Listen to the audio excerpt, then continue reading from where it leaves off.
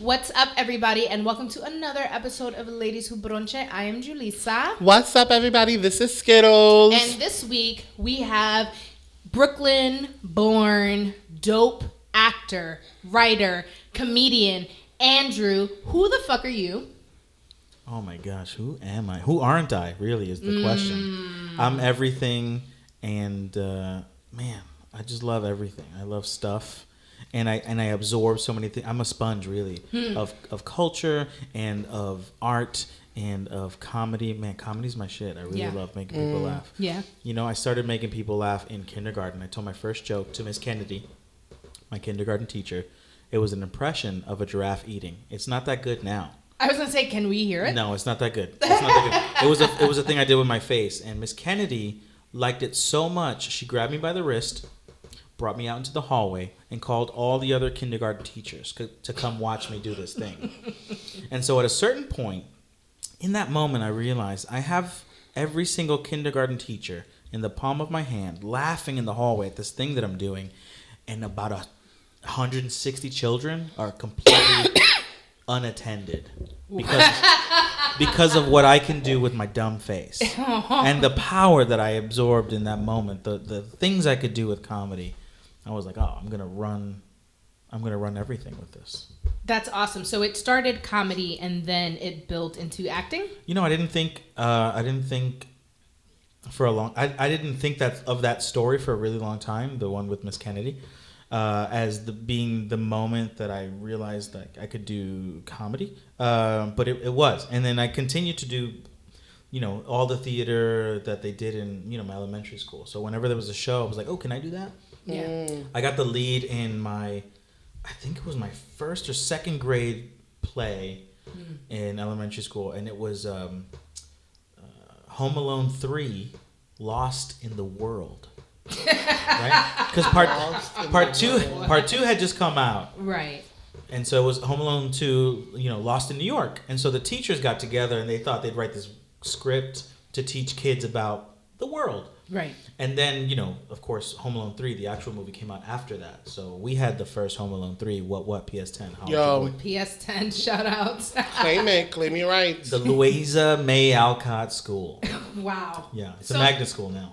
It's a magnet. You know, there's so many magnet schools. In New York City, like, I mean, we all grew up in New York City, so we have a sense of, like, the school system. A lot has changed since we were in school, I feel like. From schools that used to be bad, like, being able to, like, exist for a really long time, to those schools being broken down, and now it's like you'll have, like, 3 schools in one building. Right. Mm-hmm. Yeah, it's changed so much. So, from that moment, you got to do some of that acting stuff. What were some of your next steps? Man, I think I dropped. Well, maybe I didn't completely drop like performing, but I definitely dropped acting for a hot minute. So from like elementary school, maybe all the way up until college, I really didn't do much like acting or performance. But I did do dance, and so I picked up dance in junior high school, and was on like the dance. We had what was called talent. I went to this middle school called MS-51. The William Alexander Middle School. It had this great sort of program called the Rainbow Program for like bright kids, and then it had the ACE program for the run-of-the-mill regular old kids. And I started out in the Rainbow Program. They kicked me out because I was a badass, and then I was in the ACE program for a hot minute. And in the ACE program, one of the what they call talents that was available, there was the photography, there was drama, and then there was dance. And I saw that there were you know, the cool kids wanted to be in dance, but also a lot of the very pretty girls were in dance, and I was like, yo, I gotta do that. Because, like, you know, class, I was a bright kid, right? Which is why I got into the Rainbow Program, but I was bored really quickly, you know, like I picked things up really quickly and was bored easily with school. So, you know, that's around the time when the hormones started kicking up, and I got my first pair of Air Jordans because my cousin Melinda got them for me, and nice. People started looking my way, and I was like, yo, what's good? Yo, what's good? What's good? Everybody was good. And I got my first like Caesar haircut. Ooh. You know, that low haircut with the spiky sideburns, yes. with the sharp square front yeah. and the round in the back. You know what I'm saying? I had the tight Caesar. I finally found like a good barbershop. Because my grandmother used to take me to a hairstylist. Ooh. And I used to get this pushback, gelled back, funky, weird haircut, and I looked like somebody's grandpa. And I was like, yo, but I'm a teenager now. I need something fly. So I found the barbershop. I started going. And, man, they did this thing to my mustache that I didn't have. I didn't have a mustache. I had, like, fuzz. Yes. And at the time, they took, the straight edge razor. Yes. And they pushed that fuzz down into a shape. And I had, like, 2 pencil lines. And I thought I was a Bobby. Oh, man. Yo, I thought I was a Bobby. Oh, my God. Yeah. Wow. So yeah, I was really just like, my attention was on like girls and like dancing, and I started going to like parties. My brother was incarcerated. He did like 6 or 7 years, at that time. When he finally came out of jail, I was like 12 or 13 years old, and he was clearly the coolest person I'd ever seen. He went to jail. He did a long bid. He had only got, I used to make this joke about him. He only got sentenced to like 1 or 2 years in prison, and then because of bad behavior, he ended up doing like 7. Wow. And I always said that he was really bad at math because like, yo, you couldn't calculate. You're supposed to do 2. You did 7, dog. You failed math. What's up? And so he came out. He was like, yo, you want to party? And I didn't know what that meant. And I was like, yeah, I want to party. You're cool. You probably like do all kinds of fun shit. Let's go. Right. So I started smoking and drinking like real young, man. Yeah. I was still in junior high school when that started happening, and then I really fell off like the good boy track. I started hanging out with the wrong kids and doing the wrong stuff. I got arrested. I got into trouble. I got into fist fights. Fist fights really are the important part of all that. I feel like in order to be a good functioning adult human being, you need to get punched in the face once. I've heard that before. It really does something to you. Yeah. It humbles you in some way. Because, man, getting punched in the face was... Life-changing. Life-changing. Punching someone in the face is life-changing. But being punched in the face is also like, oh, I'm not invincible. And there's something about like the embarrassment that comes from like being in a circle of people who are all like, yeah, fight, yeah. And being punched in the face, like that humbles the shit out of you. Word. Yeah, man. So you got punched in the face. Got punched in the face in junior high school. A lot of shit happened in junior high school. I fell in love. Oh, I've always been a lover. I had my first girlfriend in kindergarten. Wow. Yeah, I was a lover. I fell in love in junior high school many times. Was trying to learn every girl's story. I was, really... You were really a poppy. I was trying to be. That haircut really did something the, to you. The haircut, the Jordans. I figured out that my rhythm was tight, so I was going to all the parties. Parties and dancing. And I wasn't I'm around little Marshmallow now, but like then I was fit. Did you have the fake 6-pack? I had a real 6-pack. Oh. Because I was working out at home. Because I wasn't like going out, like my grandmother was not like, oh yeah, go hang out on, every day. I was still on lock. And so what I would do is I'd stay up late and I'd use the stuff we had in the house as gym equipment. Yeah. So I turned the sofa into like like I used to like lift it as exercise. Wow. And then I used to do these upside down push-ups. I was an acrobat, not technically, but I would like do backflips off of like the gym equipment. And one time I tried to do a backflip in front of all these pretty girls and I fell on my neck. That was tough. Damn. Wow. Well, what a journey. You really were a little innovator, it sounds like, in many ways. So that's really cool. And later we're going to talk a little bit more about Brooklyn and your time in Brooklyn. But first, what we want to know is, what is your favorite brunch plate? Brunch plate. So brunch, a lot of people, I don't think they do it right.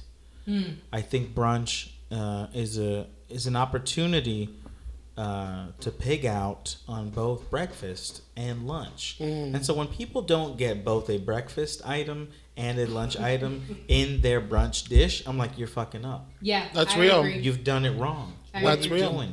The whole reason we've gotten together is to fucking mix some shit up. Right. So my favorite brunch item is chicken and waffles. Yes. Such a classic. Because waffles for breakfast, chicken for lunch. What's up, though? Yes. And honestly, like, you go to some... Have you ever been to Sweet Chick in Brooklyn? Yes, I've been to Sweet Chick. You just have to ask. I live at Sweet Chick. The food Nas there- owns that fucking restaurant. Yeah, he does. And the fucking food is just so good. They have this one, like, Asian infused, like, chicken and waffle where it's like a... I don't know. It has like a glaze. I forget if I don't think it's teriyaki. There's just some glaze that's on that chicken, and it is so motherfucking. They got a Sweet Chick here in LA. Do they really? Oh yeah, on Fairfax. Oh. Fairfax is the Prince Street of LA, I think. Gotcha. So it's got the Supreme store. It's got like all the sneakerhead shit. It's got this place called John and Vinny's, which like the Italian restaurant that fucking Will Smith's kid goes to. What's his name? Oh, Jaden. Jaden. Yeah. Jaden goes there. He raps about it. And and of course, Sweet Chick. So when I went to Sweet Chick, in walks Kylie Jenner and Travis Scott. Wow. Yeah. We were just, like, it was maybe my first year here. I hadn't really seen that many famous people. And Right. then in walks, like, the two biggest social media stars Right. there are. And I was like, huh? Why? What are you doing here? You can afford food elsewhere. Why would you come to Nas's Sweet Chick in LA? But fucking, they came in. Because that chicken good. That chicken good. That chicken's so good, they serve chicken and waffles all day long. Yeah. Nice. You know what I mean? So, Andrew, with your chicken and waffles, what are we going to be drinking? Wow. Okay. There was this other, like, hipstery fucking spot in Brooklyn that has been shut down. That's what happens in Brooklyn, right? These, like, cool... Because you want to hate the hipsters. And you do, and then you want to hate them, but then they come with these really cool restaurants with their funky... They really do. And you're just like... I thought you were going to say with their funky armpits. So, let's be honest. Well, sure, yes. Definitely some funky pits. But I'm like, yo, get these fucking hipsters out of here, but leave their restaurants behind. Right. Yeah. So there was this one spot called the Brooklyn Star. It's been shut down since I went there. I had a birthday celebration there one year. Wow. Yeah, or maybe 2 years in a row. Maybe I'm that basic. I don't know. But they had this delicious coffee drink that had like brandy in it, and coffee and sweet condensed milk. Ooh. Oh yeah, it was like called a. Oh man, like it had some funky name like Coco Loco or something weird like that. Word. Wonderful. So tell me, what was it like to go out to eat when you were growing up? Man, growing up. So I've got several stories, right? Depends on who I was with. But so I grew up solely with my grandmother. My mom was locked up, and just about everybody in my family was in jail. And there was a certain point where it was just me and my grandmother who were like living together, and on the weekends we'd visit people in jail and bring them snacks or whatever the fuck we did. And there wasn't much time or money to really go out. But when we did go out, me and my grandmother would take me to McDonald's. That's the one. That's the one, right? So, my grandmother took me to McDonald's like one Friday a month or something like that. And, I got the fucking Happy Meal, and I had the toy, and I was like, oh, perfect. This is fine dining.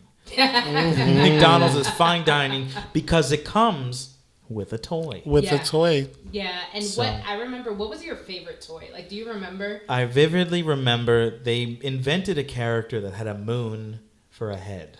Like a crescent moon. Yes. It was a character. I don't remember Yes. what, but I remember he was in like a Jeep, and I remember that toy. I know exactly what you're talking about. I don't know the name of that I was going to character. say, I could not tell you the name to save my life. Nope. But I know exactly what Yeah. you're talking about. He was an ongoing character for a hot minute. Wow, and I'm going to Google it after. Like, I haven't thought about He that has like face. red eyes or something. Yeah, it's really like, he looks almost Jay Leno-ish. Yes. Because he's like a crescent moon. Absolutely. Yeah, I feel like he wore sunglasses, didn't he? He might have been super cool enough to wear sunglasses. Yeah. To wear He's the moon. sunglasses. He could do whatever the fuck he wants. Whatever he wanted, yeah, in the Jeep. Like, I remember in that specific- turquoise colored Jeep. Yeah. Wow, yeah, Yeah. that's incredible. And so because grandmother and me were in that situation, I did a thing where I would adopt other families. Mm-hmm. So I found what I hoped for in a family, sort of a what are they called? Not platonic, but nuclear. I found Yeah, nuclear yeah. families where there was a mom and a dad and a child or several children, and I gravitated towards those people. So some of my best friends in life I've been friends with now over 28 years. Wow. Because like, they welcomed me into their home, they welcomed me into their lives. So my best friend Javier Munoz, he's Colombian. I would spend like time at his house sometimes and like do whatever Colombian thing that they were doing and have dinner with them however they were. My good friend Odile, same deal. We were friends from first grade all the way till now. She confuses the shit out of people because she introduces me as this fucking fly. there's a fly for anyone. There listening, is a fly. There's a fly in the room. Anyone watching? And we're all fighting. And so Odile, her family is French, and they took me into their home, and they took me everywhere. Like they adopted me. They literally called me their son. And she confuses people because she'll tell people that I'm her brother when they meet me, and we look nothing alike. So they're always like, "From where, bro?" One time, Odile and her family took me out to this very fancy restaurant. And the only thing I recognized on the menu, I'm like 9-10 years old, was pizza. So I ordered the pizza on the menu. And what comes to me doesn't look like what I think pizza should look like. There are like pine nuts on it and vegetables. And I'm 10 and I'm like, I don't fucking want vegetables. I want more cheese than I see on this plate. And this is one of the things I'm really embarrassed about in my entire life. I summoned a sneeze. And I sneezed directly into the pizza. And then I looked up and I was like, can't eat this pizza. Sorry, guys. It's been sneezed on. What a dick. I was a dick, yes. I was a total dick. I was like, so sorry, guys. I can't eat this pizza. That. We're at a very nice restaurant. I don't remember where it was, but it was very nice from what I could recall. And I was like, oh, my God, I'm so sorry. I sneezed into this pizza. I can't be eaten. And Odile's mom said, the fuck out of here. She just ate the pizza like nothing. She's like, I'm paying for this. And she ate that pizza because she's a gangster. And she's from Brooklyn. And that's real shit. Yo, she said, get the fuck out of here. Fuck out of here. She ate that pizza. That's Juliet, she's wonderful, and she's one of those people who are like like a mother figure to me and was around a lot. But I sneezed into that pizza and it was real embarrassing. Yo. I have another family I adopted in the same way. Janelle and Justin, they're technically my god brothers, and their parents, Raphael and Jeanette, they moved into the building I lived in, and they were some of the first kids who lived in that building ever. Like I was really young. There were no other children, and so Janelle and his family moved into that building, and so. As I told you guys before, was always on the fire escape in my apartment building. Right. Because it looked to me like a jungle gym. And my grandmother, for whatever reason, thought it was safer for me to be out there than to be with the neighborhood kids who were on the street doing bad shit. Because when I was with them, I did bad shit too. And so I'm hanging out on the fire escape. Janelle's family's downstairs having a party. And I like crawl down there in like a t-shirt and like, my tighty whities. And I look in the window. I did this a lot. I looked in everybody's fucking window all the time. I was a creepy little like 8-year-old kid. And I looked in the window and their father, Rafael, he looks at me. He goes, hey, you want to come inside and play with my son? And I was like, yes. And so I came in and I've been family ever since. Like, wow. That is hilarious. Yeah, they've been my family ever since. And they taught me how to sit at a table and have dinner and like have dinner conversation. Wow. To just talk about like how your day's going, what's going on, as opposed to the way I used to eat with my grandmother, which is like I'd stick my face into a bowl of mac and cheese, literally without utensils, just eat with my mouth and my face in the bowl, and just have cheese, Nice. or eat in the bedroom, watching TV or whatever. But like here, I was sitting at a table using a fork and knife and eating food and like talking to people, and that was the first time ever. So my eating experience as a kid was very different depending on who I was with. Yeah. That's awesome. So, with that, what is your favorite bochinche topic to talk about when you're eating? Bochinche. I don't know. Like, do you have any like examples? We like to talk about sex and dick. Yeah. That's Straight up. Sex and dick. Straight up, sex and dick. We love talking Sex about and zick. Zick. But other, like it could be some people talk about work, some people talk about. I hate talking about work. Same. Like I hate when I've had different jobs throughout my life, but a large portion of my adult life I was working either as a admission counselor for the college I went to, Emerson College, or I was working as a college success counselor for several different nonprofits in Brooklyn, where I was helping kids get into school, as opposed to as an admission counselor, where the majority of what you're doing is saying no to a lot of kids. Even though, like, while I was an admission counselor, I helped raise sort of the diversity numbers, which I was really proud of. Yeah, Emerson wasn't very diverse. It's not. I applied, because I did apply. I didn't get it, and I cried. That was the one rejected letter that made me cry.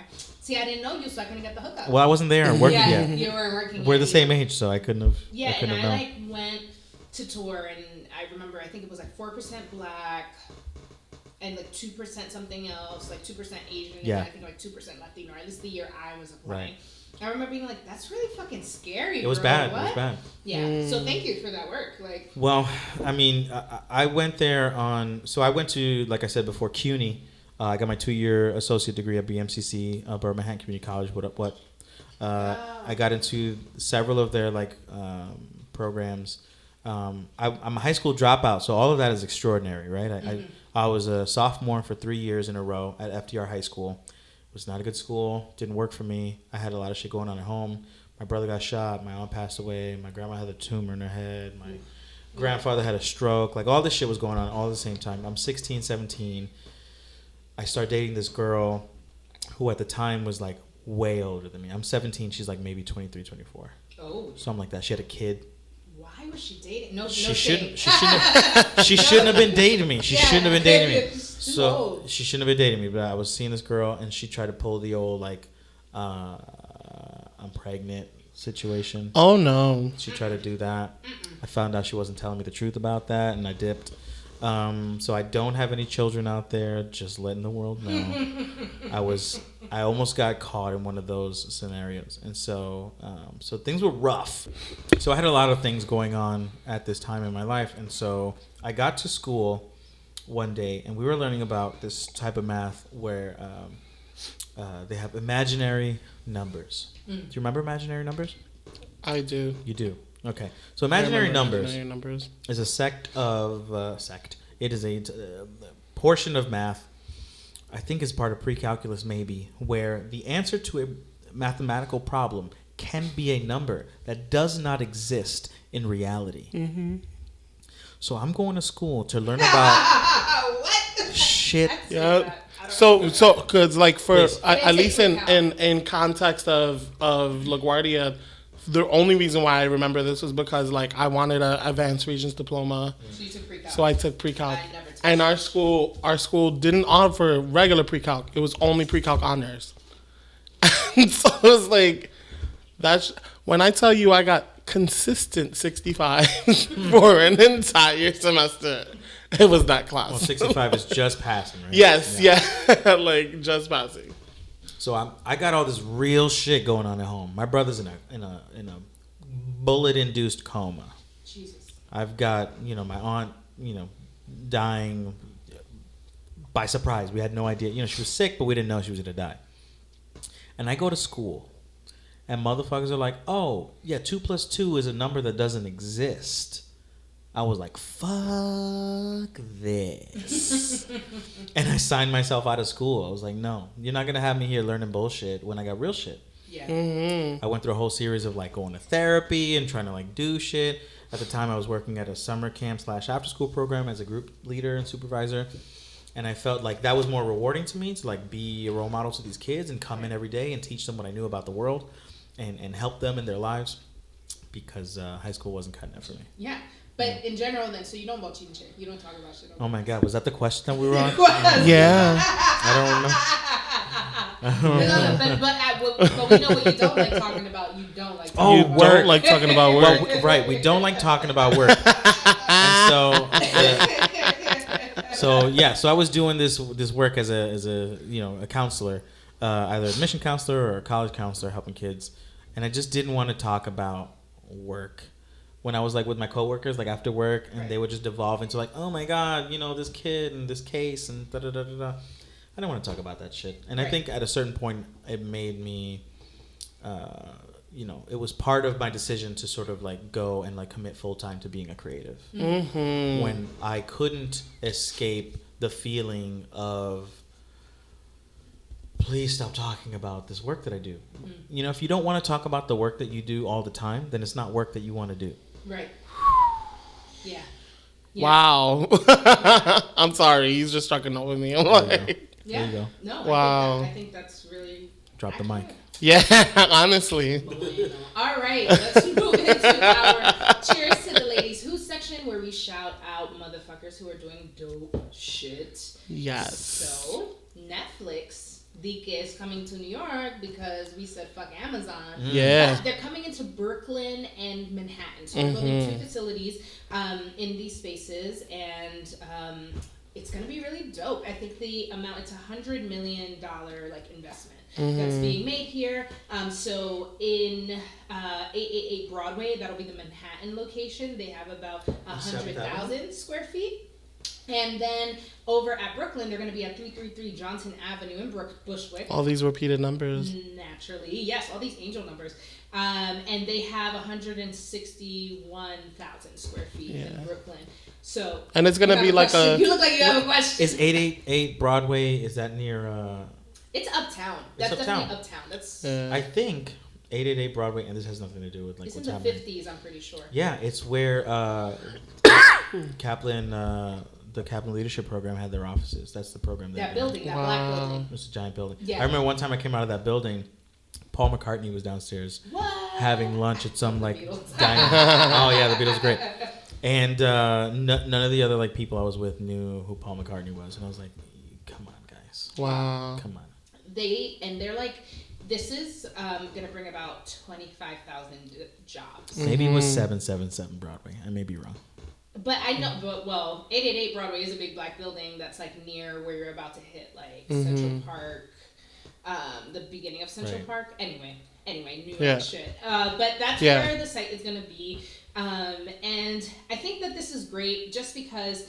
Okay, maybe sort of like on a technical level, Netflix is going to function as a corporation in the way that Amazon was, but where of those 25,000 jobs, the possibility that like not all of them are like the person who's just packing a box, like, you know what I mean, and things like that. It feels like anybody who's on a set, and I don't know if you guys can sort of agree with this, being on a set, no matter sort of what role you have, is such an enriching experience to be around people and get a sense of like how things work, and opportunity to move up or gain enough like projects where if they wanted to move into some other position, they could, as opposed to like, yeah, I packed boxes at Amazon for X amount of years. You know what I mean? So I do look at it as, because I'm sure there are going to be some people who aren't with this, like as us New Yorkers are. We don't really want any big company coming in. Right. But I do think that this is an era of opportunity. And as a creative ourselves, I think that's I think it's dope. Yeah. Because then it gives you the hope that Netflix is going to be producing more work here. I mean, it just leaves room for Netflix to be producing more work here. Netflix does a number of shows in New York. And it's just kind of like one of those things where it's like, well, maybe you don't have to move to LA to be on Netflix. You know what I mean? Like, and I think I might have driven by the Netflix studios around here in West Hollywood. There was like this big building that has like everything painted, everything Netflix painted on it, and it's just like, okay, so if they're casting for the show, like maybe I can be that extra, and maybe I can, like, even for actors, I think that this would be really fucking dope that we have some studios in the city. And who knows, maybe we could write a fucking show to replace One Day at a Time. Yo. Better than One Day at a Time. 3 or every New York day. than One Day at a Time. R.I.P. Right. What were your thoughts on that show? I thought that it should continue to live. Yeah. I thought that no one was doing what that show was doing at the moment. I thought some of it was cheesy and like sitcom-y and all that stuff. But I think it was an important show, and there was nothing on TV like it. And I thought it could evolve and grow and be a wonderful beacon of like Latinidad on Netflix. And fucking upset that it's gone. Upset that it's gone. And I mean, it was because of viewership and stuff like that. And then obviously it's like the argument of like, okay, but like. But Netflix got so much money. I was gonna say, you have so much money, and also mad shows. You can't shows. keep one Latino show. Like one. Yeah. You all of especially when you think of like all the corny shit that Netflix produces. So much corny. So I understand that point of view. My only thing was I was like, damn, I wish they would have brought more of that Afro-Cubano flavor. And Claro que sí. Been, afraid of that. Absolutely. And then we could see more black Cubans on the show. But, we sort of had this conversation with Danny, about, well, do we want just some, mediocre thing out and say, we have Latino work, or do we want somebody to, sort of come in and take charge? And then there's the argument and that could be well, you need to start somewhere, and that's a great platform. Claro. Yeah. So anyway, but Netflix will be coming, so we'll see what that looks like. Hopefully there will be a lot of taxes and money that flows in the city. And man, you guys are optimists, man. You're talking about some real optimistic shit. I hope you're fucking right. Yeah. But history? Yeah. History is on the side of nah. Yeah. Yeah. I'm very curious though. I don't know, because it is very much a film thing. I'm very curious what that's gonna mean. I'm glad it's not in the Bronx. I'm glad it's not in Queens. It's just gonna be more gentrification. It's just gonna be That's also true. The jobs, all the kids coming out of school are gonna be like, oh, Netflix is opening. Oh, and they got 25K jobs in New York. Oh, I thought Brooklyn was not. No, I thought the Brooklyn hipster thing was dying. I guess it's not. Let's all go there. True. And that's what's gonna happen. And I'm being cynical here, and that's not usually. I'm usually the optimist here, and you guys are being very optimistic. But I'm also from Brooklyn, where everything fucking goes wrong. So I don't know. You don't know about that shit. I really hope good things happen to New York. I always hope good things happen for New York, especially Brooklyn. But I went away to school for 2 years, really, and then I worked at the college I went to for 2 years, and I came back to Brooklyn, and I was like, what happened? Yeah. What happened? Yeah. And I grew up in Park Slope, which is a very white place already. But I grew up on the cusp of Sunset Park and Park Slope, where if somebody plants a tree on my corner, the newscasters will show up and be like, welcome to Park Slope, where trees are being planted and everything's great. but literally, you cross the street and somebody gets stabbed, and it's like, welcome to Sunset Park, where motherfuckers are dying. Tune in at midnight, because that's when the news happens out here, boy. So, No, that's real. And honestly, goes straight into our Tuta Loca which is talking about gentrification, in Brooklyn, in the Bronx, as it's coming in, and in New York in general. And you're right. I think that gentrification is something that has sort of taken over our communities in a way where they're sort of unrecognizable. So I'd love to hear a little bit more, what were some of the things you saw specifically, places that you loved, or even the people in your neighborhood who you appreciated, who maybe were gone by the time you got back. Okay, so boom. One dude, and I don't know why he's the first to come to my mind, but there was the hot dog guy on 14th Street and 5th Avenue in Park Slope. And old Polish dude, nasty dude. I saw him blowing snot rockets and all kinds of shit. I mean, and I'm a kid, whatever, I didn't care. He'd feed the pigeons. There were always pigeons around him, but he was always there. And he was always selling his hot dogs. And I was always like, Mommy, is that my hot dog? And she gave me my dumb hot dog, and I'd put ketchup and mustard on it. And we'd go into D&D and do the majority of our shopping, whatever little shopping we were doing that day. And I remember that dude, and I remember the feeling of that area. I remember people walking all over Fifth Avenue, and it would be an event. You'd be on Fifth Ave, and it's like, oh, cool, let's see who's out there. Let's see the people that we know from the neighborhood out there. And you don't know anybody in the neighborhood anymore. You don't know anybody in the buildings anymore. You can't borrow anything from anybody. When I go visit my grandmother in Park Slope, in her building that she's been in for 40 years, people are like, oh, can I help you? In the foyer, as I'm waiting for them to buzz me in or whatever. They're like, can I help you? Do you need help? And I'm like, bro, do you need help? Yeah, Do you need help being fucked up in this hallway? Because I can help you with that. You don't know. I've been here, boy. Yo. My grandmother lives on the 3rd floor, pa. Yeah. Since before you were born. Yeah. Go shave your hipster beard and come talk to me correct with your actual lips. Because I'm not listening to that fucking greasy... I'm just angry. I'm sorry. I'm with it. I used to knock on the neighbor's door vecina, and then we're just like, yeah, my grandmother needs fucking sugar or whatever, you know. And we would just help each other out. And there's none of that camaraderie. There's none of that like we need each other-ness of Brooklyn that made Brooklyn such a beautiful place. I don't know if like other boroughs, Bronx probably had that same feeling of like I could knock on my neighbor's door and like we could ask for help or whatever. You know, this like Brooklyn, BX, like whatever. We're the same fucking people. Yeah. By and large, except gentrification hit us harder and faster than it did you guys. It wiped us out, man. It really 9/11 didn't help, right? People were already like apprehensive about staying in New York after 9/11, and I feel like for whatever reason, all the Puerto Ricans I knew, they all went to Florida.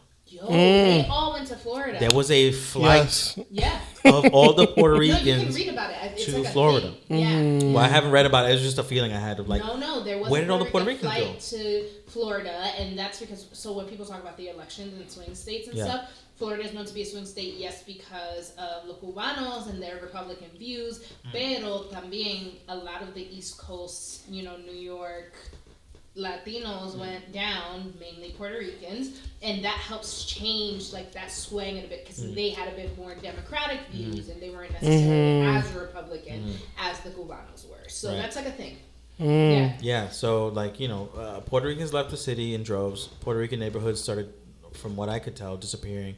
Dominicans came in. Welcome Dominicans. Have fun, enjoy. We were in, running shit for a hot minute. Now go ahead, have fun, enjoy your parade as well. But it just really felt like, especially my neighborhood, neighborhoods around my neighborhood, I was like, where are the Puerto Ricans going? Like I don't know. I mean, in Williamsburg is something sort of like extraordinary in a sad way. I was dating a dude. We dated for 3 years, and in 3 years, I saw like Williamsburg flip. And so his family is Boricua, and they lived like on from South First Street all the way to South Fourth. There was like tias, moms, abuelas, all lived in that little conglomerate. And I remember one time his grandmother made this joke. He was like, "Oh, you usually leave the door unlocked. What happened?" or something. And she goes, "Unlocked? I don't know none of these white people who are walking around the building." Like, you know what I mean? Like this idea that she felt way more comfortable leaving her door open around the people who are perceived to be more dangerous and more prone to criminal activity. Because abuelas know, man. Abuelas know. Yeah. They have been paying attention. They know that, all the mass shooters in the country have been white by and large. They know that, do we really have to go through the whole history of like white folks destroying shit? But abuelas know. They've been like watching. They were like, uh-oh. Who's that guy? Is that Gregory? Oh, forget it. Lock the doors. Lock the doors. Gregory's coming. Gregory's coming, and he's bringing Jeffrey with him. Jeffrey, vete pa allá, nene. And really, so like what was interesting about that block is like, so Havemeyer was the avenue that they were against. And so on Havemeyer, that's near Graham. Yeah, that's near Graham. Graham. Which I always called Graham, and I learned today, guys, it's not Graham, because I've been listening to white hipsters. White hipsters have been calling Graham. Yeah, for so Graham long. también is the avenue of Puerto Rico. And so recently. Oh shit, LAPD, I ain't heard you this. Damn, y'all mellow. So recently, within the last couple of years, they've been real estate agents and people who work in that sort of like field have been trying to remove the title of Avenue of Puerto Rico from Graham to make it more desirable to fuck white out of folks. here. Because the association to Puerto Ricans is detrimental to their ability to sell that property. They feel. I don't feel that. They feel that. Qué bonita bandera, qué bonita bandera, qué bonita bandera, la bandera puertorriqueña. Right. I just had to drop it. Yeah, no. And I think it's so interesting because when you do walk around Williamsburg, and this is what I was going to say about like the avenues versus the little blocks, you will walk down these little blocks and you'll see flags still Boricua flags hanging everywhere. Now you'll see some Dominican flags, because there are some Dominicans that have moved out there, but in the little in-betweens. And then you'll have the block. Then you have the buildings that are next to these new buildings, but those buildings only exist because they're rent controlled and they have all this shit. So like it's like old school, new school, old school, new school, everywhere you go. But the main avenues are gone, man. Like Bedford and all that shit. They have all the bougie restaurants, all the coffee shops, all these like stores where people that like will buy clothes and shit, but it's not even a brand, and you're like, what the fuck? This looks like a little like boutique shops. Yeah. And it's really interesting. Even the supermarket experience, like when we would go into the supermarket and it'd be like we'd be in the aisle with the sazons and stuff, then you'd be see white people struggling to find what they wanted to buy, because these were the hipsters that didn't live in the fancy buildings yet, right. And they lived in like the little like 2-story houses, and they'd live downstairs and shit. But by year 3, when I was with this dude, I'd walk in there and I can buy quinoa like nobody's business. Right. And it's so interesting just seeing this sort of like intricacies of the way that the gentrification manifested itself. But really too, like it felt like Williamsburg started to feel like a tourist spot. So it started to happen, and then it's like the people who lived in the neighborhood were kind of like, what is this, a fucking circus? Like, what's going on? And we see this in Harlem. I mean, in Harlem, there's literal red buses that drive around and show people like, oh, this is Harlem. And it's to show them the Apollo, but they're passing by all these methadone clinics, they're passing by all these projects, and it really irritates me to see like people just taking pictures and like being on this dandy bus, and I'm like, wow, all the money that people are making off bringing you here, and no money being put into the people who really need it. Yeah. That's Fucking a problem. Sucks. And then in the Bronx too, we've seen we definitely see it. You see the little shops popping up everywhere. In the Port Morris area, now you have like cute little bars happening, like Port Morris Distillery, and you know, the Bronx Brewery has been there for a minute, but like the Bronx Brewery is like a really hip place. You have like Beatstro, which is like the hip hop themed restaurant that has come up, and like all these new coffee shops. But literally, like, and we were talking about this the other day, our friend Derek made a joke, DJ from New York Dough, shout out to you guys, where he was like, I can no longer come to the Bronx, and he sent us like a post from News 12 that was announcing like this fatal stabbing that happened right in Mott Haven, and it's like literally like in front of it. Oh no, like a couple of blocks away. Yeah. But the block that happened on, literally, if you go there, there are like 4 new condos like in construction at the same time.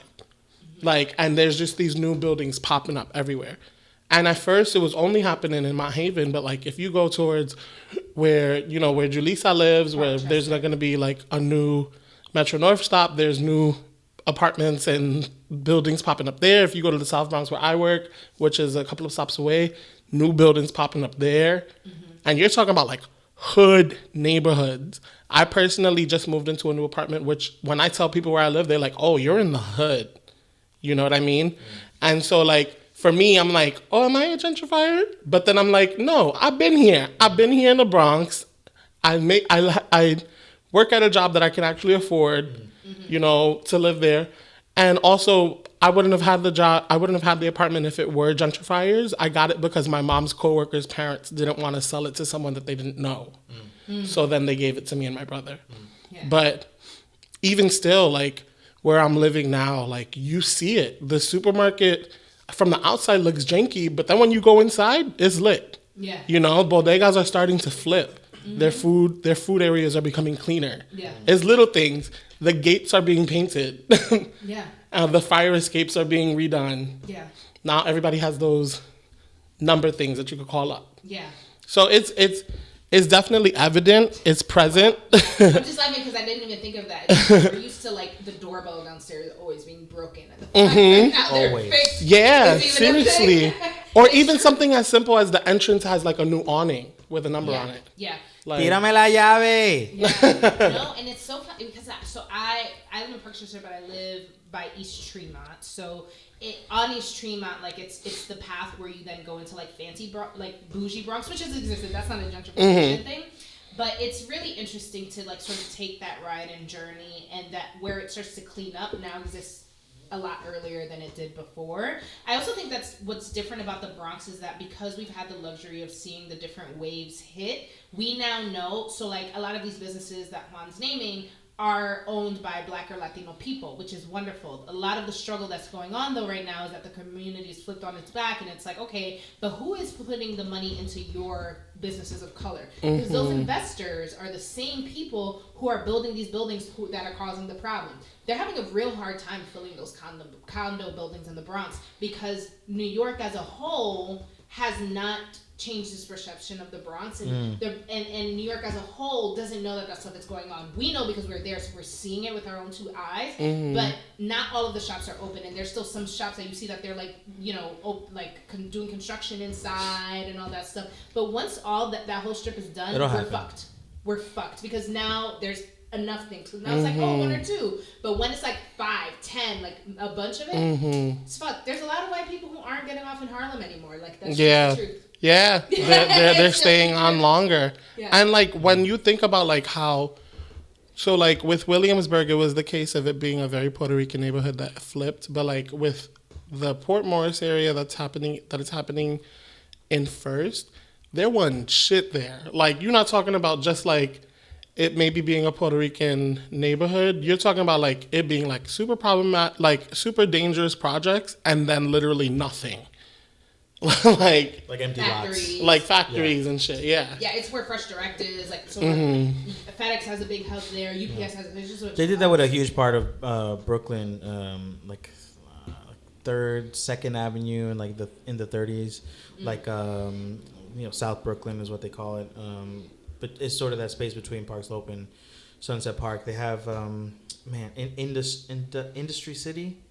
Or something like that. They have like a bunch of buildings that really were just like abandoned warehouses that like me and my friends, we used to like run up in there and do graffiti and shit. Wow. Abandoned, just like either homeless people were living there or there was nothing or whatever, and they took all that and it's now like a hipster haven. Industry City, I think is what it's called. Yeah. I'm not looking forward to it, but like you said, if we could have their restaurants and shops and shit and just not have them there, that would be great.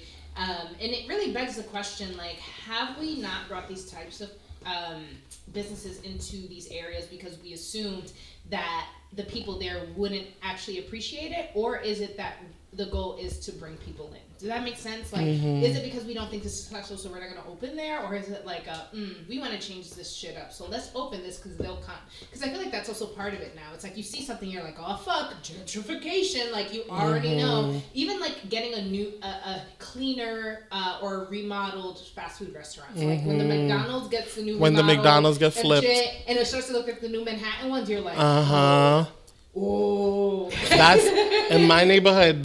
It's in the neighborhood that I live in right now. I told you about the supermarket and the bodega, but like right under the train station, it's like all these round the way shops. You know, you see your Kennedy's, your Chinos, your Cuchi Frito, all this stuff, and then Kennedy's you see like this, chicken. Like you miss that shit. Yo, I miss me a Kennedy's fried Yo, chicken. You know what I really miss, having lived out here for a hot minute? Just Chinese food. It's not the same out here, right? It's not the same. It's not good out here. They got. I'm not gonna say it's not good.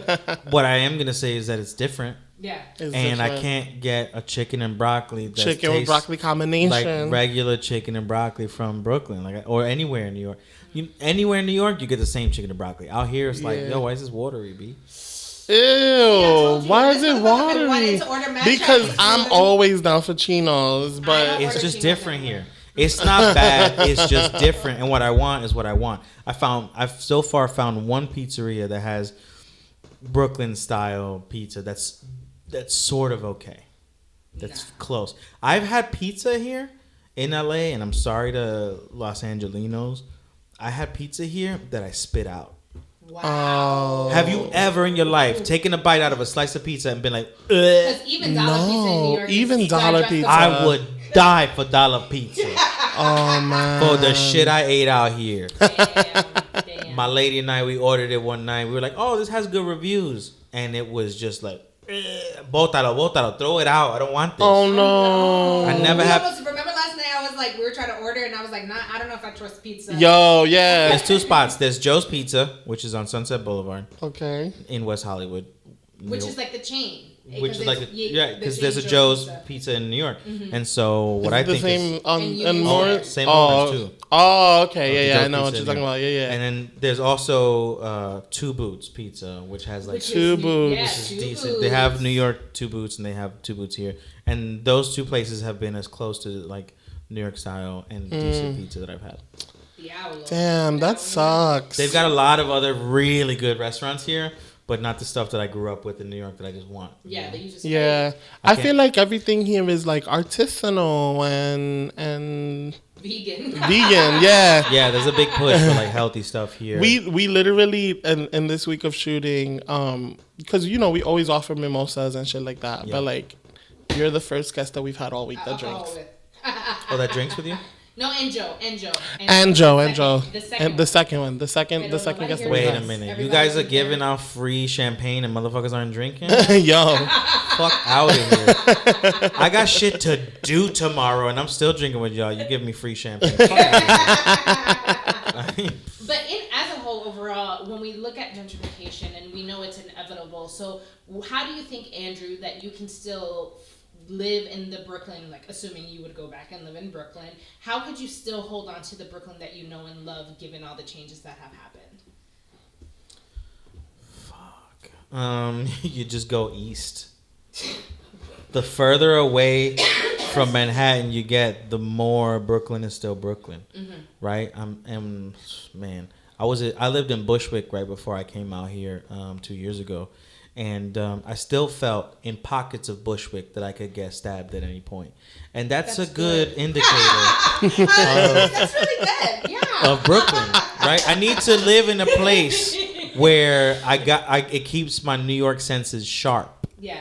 Right? I live in an area now that I'm like, I don't look over my shoulder as much as I did. I was literally just about to ask you if you look over I don't your look shoulder. over my shoulder as much as I did in Brooklyn. Because in Brooklyn, you need to. Right. And in New York, that's mandatory. Yeah, it's just like You know, Yeah. like for the first time in a long time, just the other night, I'm with my lady. We went somewhere. I took the box cutter out of my car and brought it with me into the place we were going into. In New York, I just always had the box cutter On you. Yeah. always. Yeah. And so I just, so it was Bushwick that I lived in, and then I worked in Cypress Hills, which is, once there's a New York Times article about is Cypress Hills the next Bushwick, Cypress Hills is already fucked. Yeah. Right? Yeah. So, and that article came out already. So Cypress Hills right now is like, as Brooklyn, Cypress Hills and East, right? Like East New York. However far east you can go before you end up in fucking Long Island.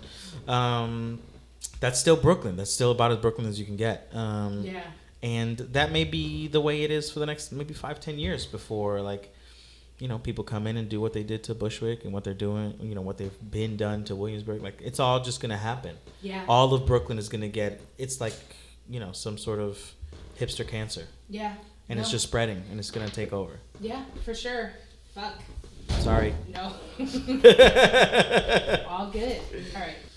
And now we're moving into our main topic. We're going to talk a bit about casting for Latino men. So we often hear a lot, I have a lot of conversations around Afro-Latinidad and casting people of color in these roles. But I do feel like for some reason we don't really have the conversation around what casting is like for Latino men, especially in a climate where a president is calling people bad hombres and like really trying to drive home this image of Latin men, which we know, like obviously we know we have a plethora of people, we come in all shapes, sizes, colors, sound different, like believe different shit. But when you look at industries like Hollywood, like there's still a way in which we get sort of just like grouped together, and it is like, this is the Latino, which in some cases can create a difficult time for Latinos to get cast, especially if they're looking for just like that specific ass Latino man that is serving the specific stereotype of what they imagine. So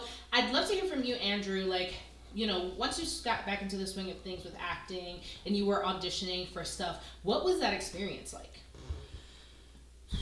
So I love to tell people that I am in the worlds that I have been in. I am too school for my street friends and too street for my school friends. So I have always existed sort of in this middle space of like, my educated mind says, of course, people should be, considered on their individual merits and be cast in their individual things. And, if we're looking for a specific type of person, we should work until we find that person. And then there's that my hood mentality, which thinks I'll take anybody's fucking job. Like this Scarlett Johansson being cast as like an Asian person, that's awful, right? Because Scarlett Johansson can get any job in any movie she wants. Right. And I think Scarlett Johansson is a great actress and all that stuff. But my like hood mentality, if I was Scarlett Johansson, I'd be like, fuck y'all, give me that money. Right? Because like, one, I haven't gotten on yet, right? So I don't have the flexibility or the mindset to be like, you know what? Don't cast me in that film. Don't cast me in that TV show. Find the right person. Yeah. I'm hungry, and I'll take anybody's fucking job right now. I'll fucking cut somebody. You know what I'm saying? Like, Yeah. you know, I'm a performer at the UCB, which is great. I'm on a mod team there, and I perform once a month, and that's awesome. That's been a very recent development, something that I've worked really hard for. I've been taking classes at the UCB since 2011. You know, the week I was supposed to graduate, I came to New York from Boston to take my first class and went back. Like I've been out here doing comedy for a hot minute now. Fuck it up. So, you know, and I've been fortunate to be aware in a way that a lot of people maybe aren't about, like what's going on in comedy, because I've been paying attention, and it's a thing I've been wanting for a really long time. When I do get on, and I hope that I do get on, and I get into a position where I can be like, you know what, don't cast me in this. Cast the right person, whatever, and I'll advocate for them and all that stuff. But Papa's got to eat, you know what I'm saying? And so I believe that people should be cast for the things that they should be cast for. But I also will cut a throat. Yeah. And do you find though that like what roles are out there for you? Like if you're getting cast as yourself, what do you have? Family. When you find them, tell me. So I worked at Me Too for like a year and a half, making digital content for the internet and comedy videos after, about a year of freelancing at Flama, all while I had a full-time job working with kids, college-age kids. And, Me Too went through a big reorg. A lot of us got laid off. And that was just last July. And that's when I dedicated myself full time to finding acting stuff. So I got fortunate enough to get into the National Hispanic Media Coalition's Latino Scene Showcase through an audition. They were looking for Latinos. I'm a Latino. I hit them up on the last day that they were booking people for this audition. I was like, hey, I just found out about this. Please let me audition. And so I got an audition, and I fucking went in, and I nailed it, and I got to do the showcase. At the showcase, I found my managers, and so I've had managers since October, November, and they've been sending me out on as many auditions as they can. I have, I think, a very specific type, which I think when someone figures out that they want a short Puerto Rican mustachioed goofball, Puerto Rican Jack Black type dude, man, will they have found a gold mine in me.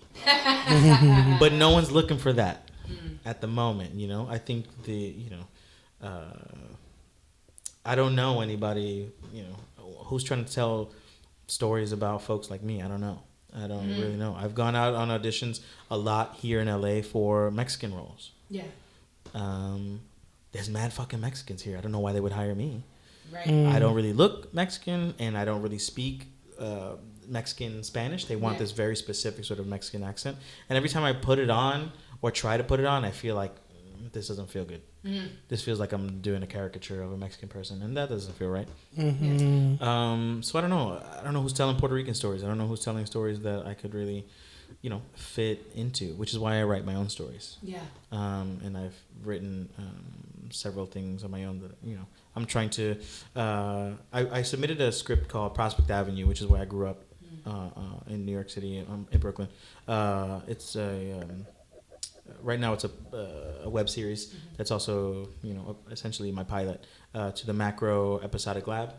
And I got to the semifinalist group there, but, it didn't really make it to the end. And that was a great competition because you get $30K to make your project happen. And so close but no cigar. So I'll keep writing, I'll keep submitting, I'll keep making my own stuff. I'll keep performing as much as I can. I'll do my stand up as much as I can and tell my stories as much as I can. But I don't know that anybody's out there really looking for a dude like me. Gotcha. And I have to make myself bigger and more pliable to other roles. So I'm just out here going to as many auditions as I can and doing as many comedy things as I can, because comedy is comedy can, I think, overcome some of those labels. If you're funny, people don't always really care what your background is. Unless they're trying to tell like a Puerto Rican story and they're looking for a funny Puerto Rican, whatever. But if you're funny and you got good timing, a lot of other things can be overlooked, I think, because not everybody can do comedy well. There's a lot of funny people. It's like dancing, right? Like you could have rhythm, but if you can't also choreograph and like do the thing, you know what I mean? Yeah. I think by having studied all the different types of comedy that I have and trying them all out and being, I think, decent at all of them, I think that makes me a Swiss Army knife of, comedic abilities. And I think, that hopefully that anybody who's listening hear that stuff and book me on shit, please. Yeah, no, for sure. If there was a role, though, that you could play that maybe you wouldn't be casted naturally, what I'd have to write it. Yeah, no, I mean, like, one that you were being miscast in. Like, what role would you want to play, like, if you could? If I was being miscast in a role? Yeah. Which role? Like, fucking anything Arnold Schwarzenegger or Bruce Willis. Yeah? Like, I would be super... I'd be the action star of a big-ass... I'd be The Rock. Yeah. Because and it's fucked up, because I see myself... That way. Yeah. And I don't realize how... Like, I'm 5'1" tall. I don't realize how short I am until I'm standing next to, like, someone like Blake Griffin. I did a video series with Blake Griffin for this company called Windview. And we played opposite of each other. And he was really funny. And I had no idea how great he was at improv. And we had a really good time. But he's a fucking giant. You know what I mean? Like, I think... I don't know how... I don't know. I would imagine that people would be like, how do you forget you're short? But I do. Because I think my heart is big. And I forget that I'm like down here. But then I have to talk to Blake Griffin. And the only thing I can see of his face are his nose hairs because I'm looking straight up into his fucking skull. Because there's no way to talk to that man unless you're across the room to look him in the eyes. He's just so goddamn tall. Wow. So, yeah, I'd be the action star of a fucking action movie. I'd be Tom Cruise. Yeah. I'd be, all those dudes. I'd be, Chadwick Boseman. I'd be like... I'd be Michael B. Jordan's abs. I would just be... Ooh. One. Yeah, right? Just one ab. One of his abs. That's hilarious. And so, so it sounds like then, because like I'm in the world of playwriting and like I dabble in screenwriting here and there, but it's not something that I can claim I'm like out here doing all the time. So I like sort of seeing the movement around like Me Too and Pero Like and all that shit has given me maybe some hope that is false, that in Hollywood and in LA in general, there are more roles and opportunities that are opening up for Latino men outside of playing the typical criminal, or like I feel like now there's like a token like Latino boy who's like being raised by a woman and he's trying really hard to be good and shit like that. I feel like there's these stereotypes. What's that show, On My Block? Is that Netflix show? Like, you know what I mean? Like, and even with that show, it's like, okay, they're trying to capture the reality of people who are growing up in the hoods in LA, and great. Like, I think that story is important. But even the way like some of the Latino men there are portrayed feels slightly stereotypical for me. And so I'm out here, I'm like, do we have more Latinos in these writing rooms? Like, what the fuck is going on out here? Yo, I'm an optimist too, man. There's no way you come out of the background that I've explained all evening to y'all today without being an optimist. And even I'm still like, I don't know. Word. I don't know. Well, I do wish you the best of luck. Oh, thank you. Listen, we are out here, us writers. Like, I write a lot of Dominican shit. Wepa. My newest play is about a Dominican hair salon in the Bronx. Nice. You know what I mean? So we're really out here working. Again, bringing up Matt again. Matt is writing work for people like you. Yeah. So we're out here. I think that a lot of us, though, because we're East Coast, and a lot of us, people who are making that heart work, which is what I like to call it, are playwrights. But we're in this new age where playwrights are starting to get a lot of work in LA. Like people, playwrights are the original screenwriters. Yeah. Yeah, back when the TV was first, became a thing, they went to playwrights and people who worked in radio to create stories for television. Out of that, golden era came screenwriters. And then somehow, somewhere in between, screenwriting became its own thing, and then you got people who got in and were just able to write really shitty things and get it produced as long as they knew somebody with money. Then, of course, came the age of like, the first college-educated filmmakers. Steven Spielberg and Francis Ford Coppola and that sort of those groups of people who went and got that first education in film and came out and had no obstacles really or other people to fight because they were like the first ones educated in this thing that nobody really knew how to do. Yep. Well, we'll see. Vamos a ver, because I tell you what, if I have anything to do with it, this can't stay that way. I mean, if I have anything to do with it, which Lord knows, as of now, I don't. But all right, so now we're gonna wrap up with our Dame Luz section. Are you gonna give us a little light on something now? I know I'm a hopeless romantic, and my childhood was spent writing songs for boys that I'm glad I don't even know where to find them. Writing poetry. Julissa the songwriter. I used to play with my Barbies. I used to like act out these scenarios that I wish would happen, like with the boys that I liked. And I had a balcony, so I would literally be on my balcony, like, and one day we'll be together forever. Literally, like, and my mom would be like, shh, like literally. Que drama. Dramatic. So, and I never lost that, and I would always tell boys that I liked them first, and they would always be my friend. One time, a guy was like, "I see you like an aunt," and I will never forget that. It like broke my heart. That dude. Wow. I had my first DK boyfriend, which wasn't real. He was like a bad boy, and he was new to the school, and he complimented Nikes. It was the first pair of like cool Nikes my mom had ever bought me. Nice. And he complimented me. He was like, "Yeah, that's cool." And I was like, "Yeah." He's like, "Oh, you're actually kind of pretty." And I was like, "Am I really?" "Yeah." And then he was like, "Oh, you want to be my girlfriend?" And I was like in awe, and I was like, "Oh my God!" That's a fast conversation. His name was Christopher Poole. Yes, Christopher Poole. Christopher Poole moved. Yeah. He moved on you fast. He was like, "Oh, dope sneakers. You pretty girlfriend." All in one breath, that dude. But wait, we broke up with me 2 days later. Like, how old were you? How old was I in the 6th grade? Come on, that's a real relationship. Sixth grade is like 14, 15. No, it's 12. 15, I was in Oh, wait, I'm lying. Ooh, whoa. 14, 15. I'm a fucking teacher and I don't even know this. Isn't that bad? It's been like 11, 12 or something. Yeah. It's like 11 and 12. 2 days in the 6th grade? That's a lifetime. But the whole 2 days, I was trying to get his attention. He wasn't paying me any mind. And I was telling people he was my boyfriend, and then he came up to me and was like, "Yeah, nah." And I was like, "Oh," but he was like, "Yeah, but you dress too corny." And because I didn't dress nice, he broke up with me. Wow. So I went home, and my sister had like passed this test, so she was like listening to music. She was all happy, and she was like, and I was like, "I broke up with the boy. I'm sad." And so I think we listened to either Pink Misunderstood or some shit. But I made her play sad music, and it was tragic, and it broke my heart. But it was one of several heartbreaks that I've had in my hopeless romantic journey. So I'm curious. Que bueno, yeah. So no, there's beauty in the end of all those. All those. So let's hear a little bit about what is your view on being a hopeless romantic? I think I couldn't. I don't know. I think it's just innate for me. I couldn't see it any other way. I've been in love since forever. Like kindergarten. I fell in love with this girl who had a twin sister, and then I fell in love with the twin sister. I was gonna say, did you fall in love with them? Well, they were fraternal twins, and I fell in love with one in kindergarten, and then in 1st grade I fell in love with her sister because she left, and I was like, okay, we can't be together if we're not in the same class, right? Because that's how I understood it, right? And then I proceeded to fall in love every year with a different person forever. I don't know. I think the first time I told a girl that I loved her, I was in the 6th grade. It's the end of 6th grade.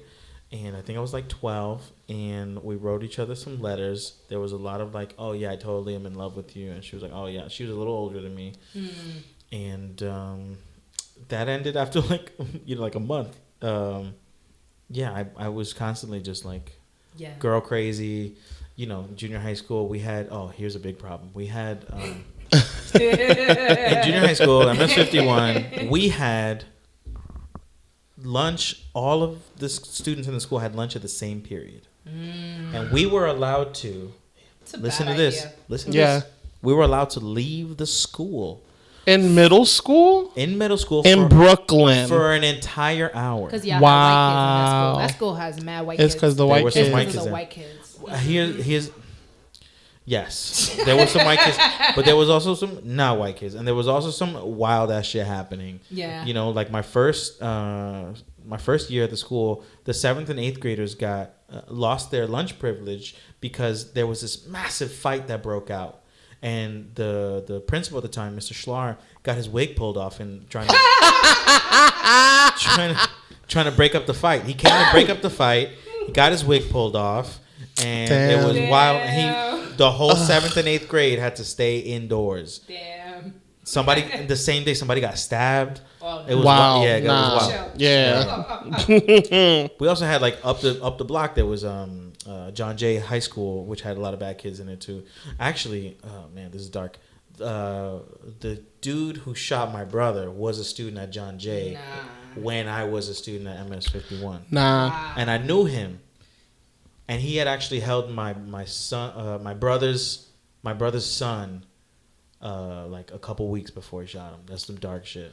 Wow. They were friends, yeah. Wow. Friends. That's some real That's real dark shit. shit. Anyway, back to being a lover. So that whole hour that we got in school every day, we all just spent it making out. Yeah. We were all just making out. We found like stoops across the street. We walk up a block, cross over. We had like make out clubs. That's incredible. Where like we like switch around. It was bananas. It's a lot of mono probably. I never got sick. I don't know. I never got sick. We did freaky shit too. Ooh. One time somebody brought like a bottle of strawberry syrup. You know, like the Nesquik strawberry. Yeah. We would just. By the time we went back after lunch, we were all sticky. Ew. We were sticky, bro. We were licking necks. It was like, oh man, we were kids and we was getting it in, bro. Oh man. Yeah, man. So now as an adult, how does that romance manifest itself?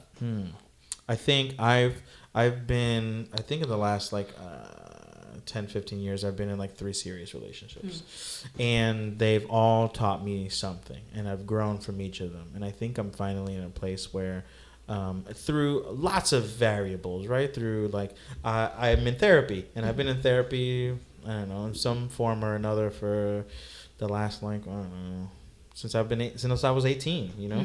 I sought therapy then and found some help, but it wasn't really what I needed. And I've been with my therapist now for like 6-7 years. And through that, I've learned a lot about like patience and communication and understanding and talking about my feelings with the people who I have feelings about, right.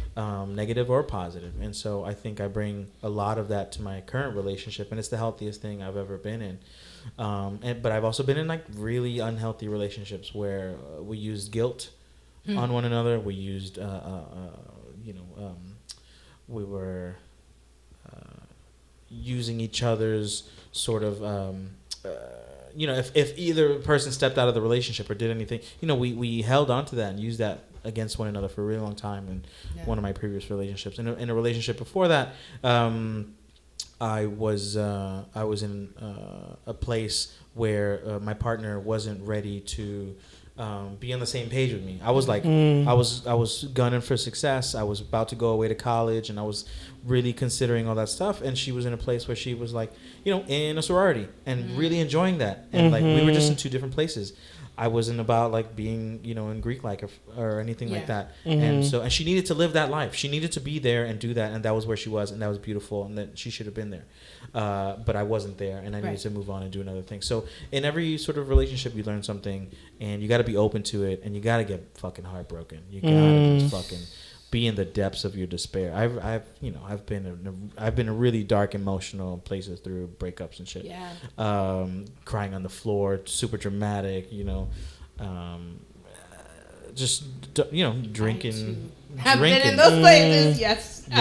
Getting real familiar with the bottom of a bottle.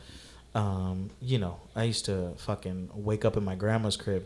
I moved out of my grandma's crib when I was 19. And I used to just like after some of these breakups get smashed drunk and just wake up naked on her sofa and just be like, I don't know how I got here. And she'd be like, Nene, ¿qué te pasa? But we need to talk about this.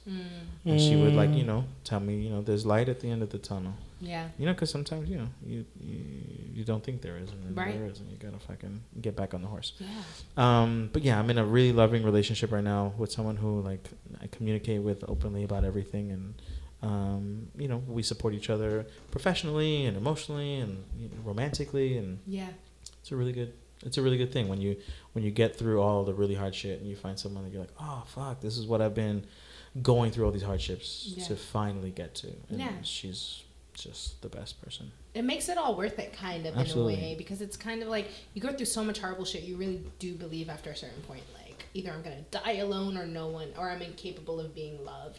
And so when somebody proves the opposite, and I think you're right, all that work you do for yourself, we talked about this in one of our other episodes, it's like your self-love is really important and informative to how you're able to love other people, and creating emotional contracts and having that communication. Oh yeah, emotional but like contracts. Sometimes, like especially like myself, I'm still single. Like sometimes people just like grab you and like you're just fascinated by them. And, True. Like it's so exciting. And in this new Tinder age, though, that sort of hopeless romantic mentality doesn't necessarily pan out the way it used to. It's really Tinder never hard. worked for me. Tinder sucks.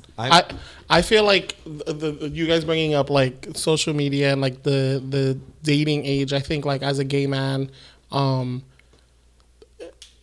that hookup culture that is already there for the gay community just went from 0 to 100 when dating apps came into play.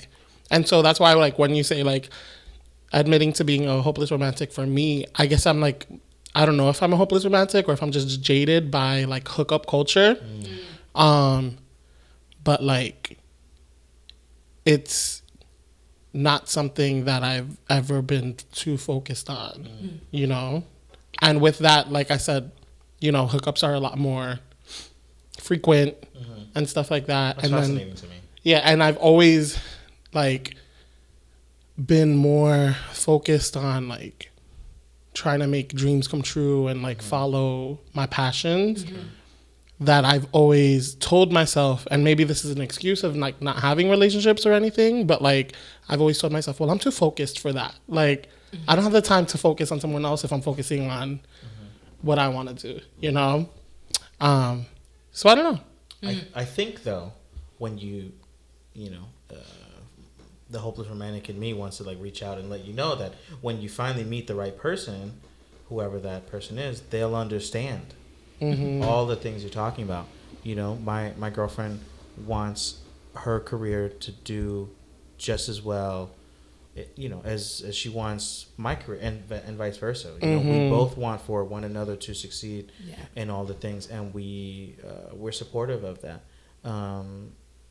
And I think when you finally find the right person, they'll get what it is that you are working toward, and be like, oh, fuck, I'll never get in your way because I care about you a lot. And I'll still be here, and I'll understand that sometimes like we can't like hang out all the time or whatever. You got to do shit. Like I live with my lady. It's like almost 10 p.m. and I'm here doing this with you guys. Sorry. No, and I want to be here doing this with you guys, and this is dope, and I'm having a great time. And my girlfriend's at home. Like I understand you're out doing work. This is work for me. Like, but it's all it doesn't feel like work because like it's also fun. I'm glad you're having fun. I'm having a good time. It's been fun. Yeah, it's been really fun, and I do think so. Skittles, I will second what he said. You cannot let this get you jaded. Being in love is such a fun thing, and for every time that you fall in love and then your heart gets really fucking broken, the next time you fall in love again makes it feel worth it over and over again. I do every single heartbreak over again. Yeah. Every single one of them. I would just do it. Yeah. I also have this opinion that like every bad thing that's ever happened to me is good, in that there's another side of it. You get over the dark side of it, and then you learn from it. Yeah. And if you have that approach, every bad thing can be an opportunity to learn. 100%. Yeah. All right. Well, with those words of wisdom, yes, you have been dropping some gems out here. Yes. Andrew, thank you so much for being on today. Really quickly, any shout outs you have, or where can we find you on social media? Oh, yeah. Shout out to all of Brooklyn, all of New York City. You guys, all of my Latino homies who are doing the good work. Kat Lazo, Jenny Lorenzo, Jenny, Mimi Davila, fucking Juan Bago, Rachel Juan Bago, all of Room 28. I love Room 28. Shout out to Elmo Di Foca. I love Elmo. I call him Tio. I'm like, always, Sion Tio. Just the block, all of, whoever is left of the block in Park Slope. Whatever remains of the block. Shout out to my abuelita, who was an orphan and raised all of us on blood, sweat, and tears, and who I think about every single day, and she's the reason I do what I do.